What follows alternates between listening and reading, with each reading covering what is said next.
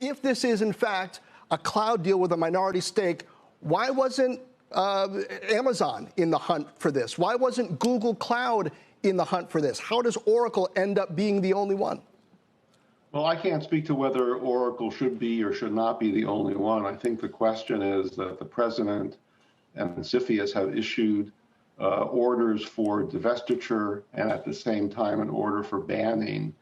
The description in the media about what Oracle is suggesting that it is going to happen with respect to ByteDance and TikTok doesn't strike me as a full divestiture. So I'm not sure I understand how this comports with the divestiture executive order, regardless of how Oracle was chosen and what the relationship might be between the CEO and founder of Oracle and the president. So I just wonder how the protections that have been enunciated by the White House for national security concerns are actually going to be addressed in the setup. That doesn't mean that it won't be. I just don't have enough information to make that judgment. And Harry, just to put a finer point on that, that's part of my issue here. Is it seems like the executive order said one thing about what the issue was, which narrowed the scope of the U.S. companies who were involved in this conversation.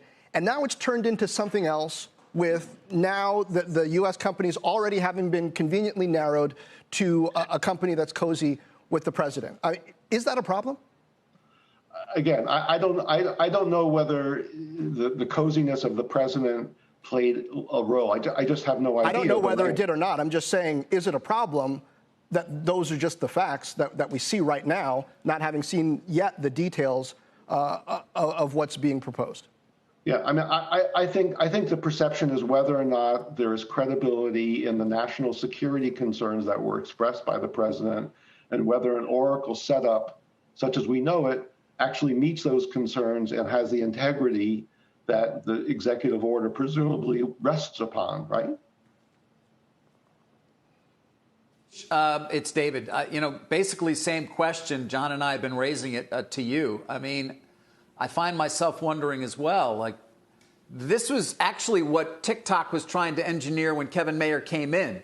Make ourselves sort of a U.S.-based company, move our servers over here, tell everybody we're fine.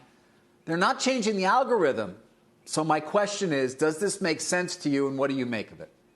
No, I think you're raising the exact precise issue that I think a lot of us who are observing this make. And I think the other side of the equation, let's not forget, is whether or not the new export controls are going to be required to provide a license for this transaction, in quotes, to go through, regardless of what the U.S. wants, right? Right. Harry, I wanted to get Anish in here, if I can, as well, to get his response to that same question. Anish? Look, I would say this. If you just went down the fairway of a CFIUS transaction where we had some concerns on national security, it is not uncommon to have alternative proposals to mitigate the threat coming in. So if, in fact, again, separating out the politics and the tweets and the process, it is conceivable that a security strategy that says a cloud vendor, perhaps one that's built on the secure government requirements that's called FedRAMP, could maintain basically a commercial application. That would be a new model way for commercial applications to demonstrate privacy and security, and that may have been offered in this case as the mitigation step.